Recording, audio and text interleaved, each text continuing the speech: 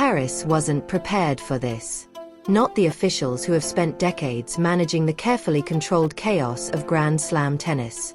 Not the veteran security teams who believed they had already witnessed every kind of crowd Roland Garros could produce. And certainly not the French public itself, a crowd famous for its skepticism, its selective admiration, and its refusal to hand out affection easily. For more than a century, the clay courts of Paris have belonged to icons. The loudest ovations echoed for champions whose greatness had already been carved into history. The emotional heartbeat of the French Open traditionally revolved around French stars, European legends, and global supernovas like Novak Djokovic, Rafael Nadal, or Carlos Alcaraz. And then Alexandra Eala arrived. Not as a Grand Slam champion. Not as world number one. Not as the centerpiece of tennis marketing campaigns.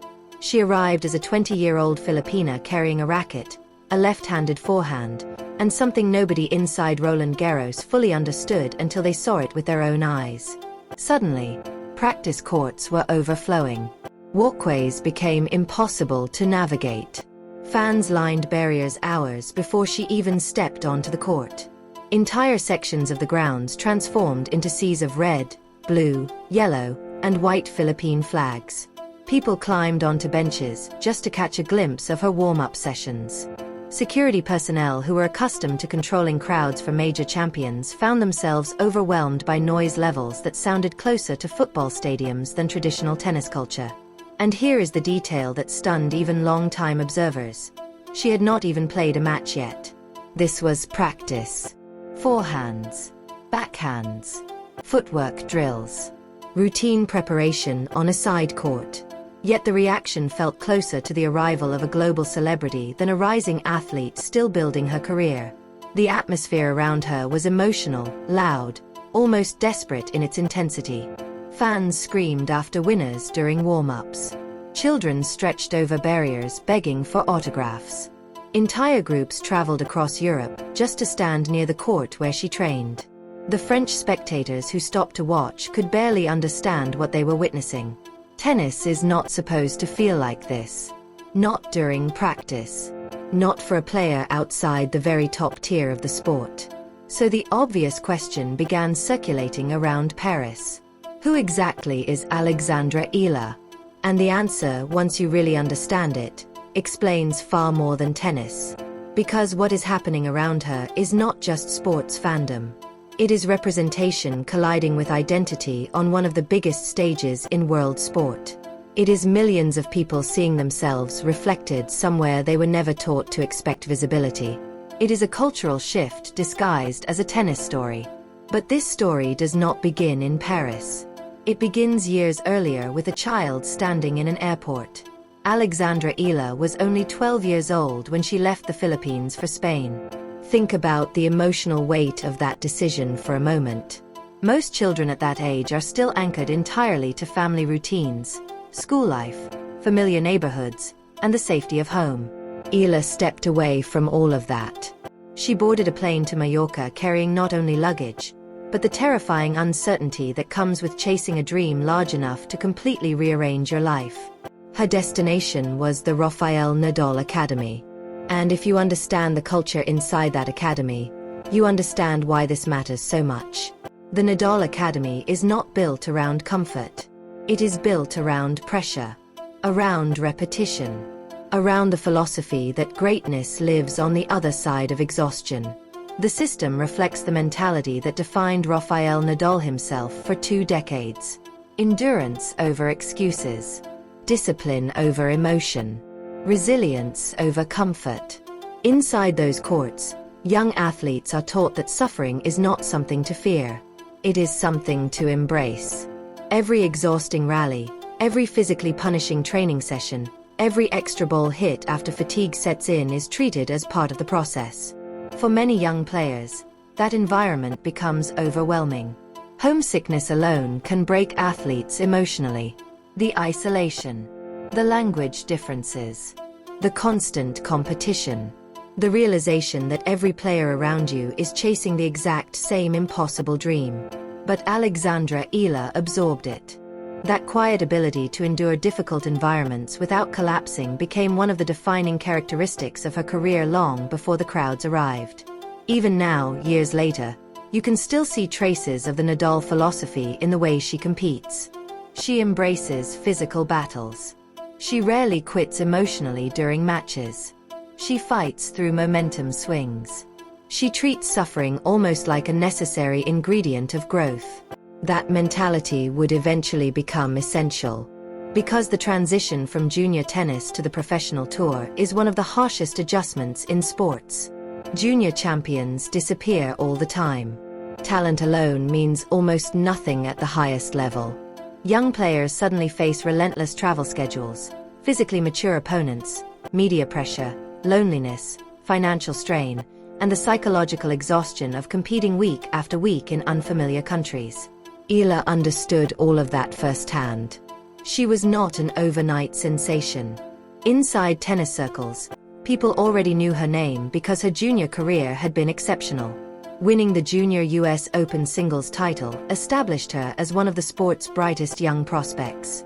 Coaches and analysts recognized the technical skill immediately. But professional tennis is different. Promise guarantees nothing. Then came Miami. And everything changed. Entering the tournament as a wild card ranked outside the top 40, Eala was initially viewed as an interesting young player with potential. Nobody expected her to become the story of the tournament. But match by match, she started dismantling established opponents. Not surviving through luck. Not sneaking through draws. Dismantling them with fearless shot-making, relentless movement, and composure that looked far beyond her years. Then came the victory over Iga Swiatek. That was the moment the entire tennis world stopped scrolling and started paying attention. Because defeating an elite champion on one of the biggest stages in tennis changes perception instantly. Before Miami, Alexandra Eala was a prospect. Then through Filipino communities across Europe, North America, the Middle East, and Australia, overseas Filipino workers who had spent decades living abroad suddenly found themselves emotionally attached to a tennis player representing something larger than results. Families gathered around televisions.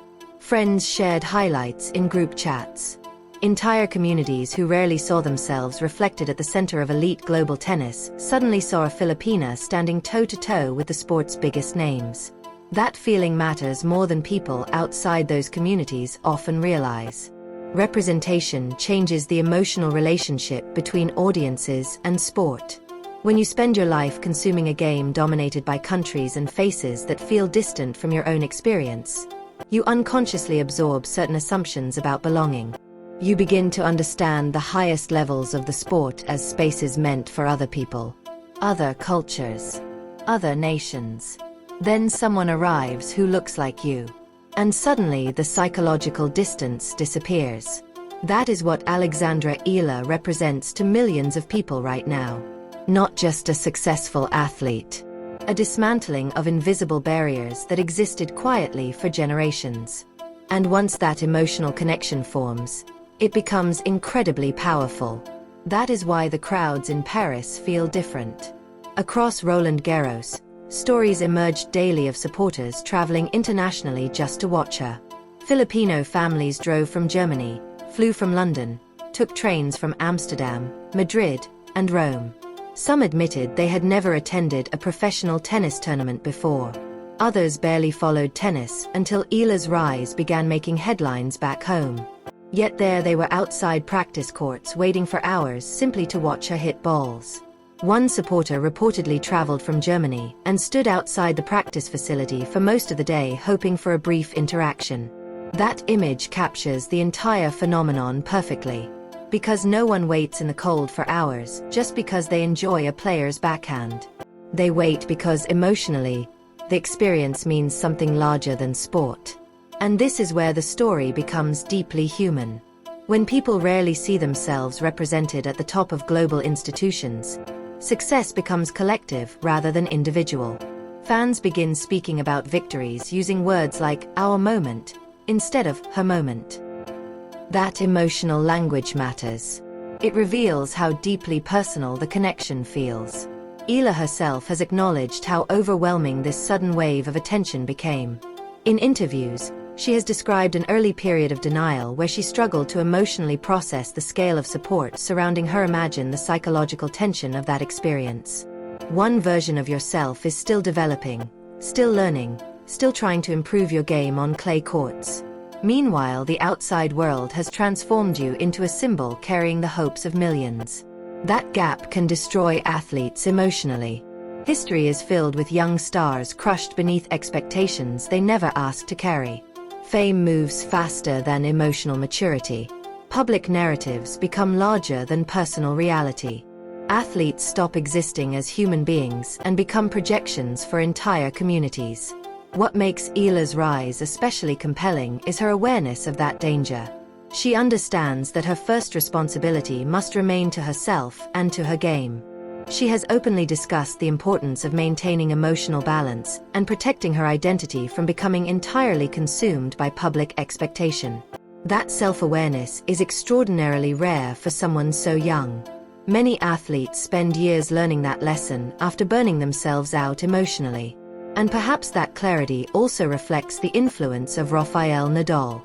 Late last year, Nadal selected Alexandra Eala as his practice partner during his return from injury. Think carefully about what that means. A 22-time Grand Slam champion choosing a 20-year-old Filipina for one of the most personal moments of his career. That kind of decision is not random. Nadal's standards for professionalism and mentality are legendary. He would not invite someone into that environment without deep respect for their mindset. For Eala, the experience was surreal. She grew up idolizing Nadal. His academy shaped her development from childhood. And now she was sharing the court with him directly, absorbing advice from one of the greatest competitors in sports history. You can still see that influence in her mentality today. After one grueling clay court victory in Rome, Eala reportedly criticized herself afterward by saying she had not finished points hard enough. Let that sink in. She won a physically brutal match and still felt dissatisfied because she believed she could have pushed herself further physically. That is not ordinary competitive thinking. That is the mentality of someone trained to believe that comfort is dangerous.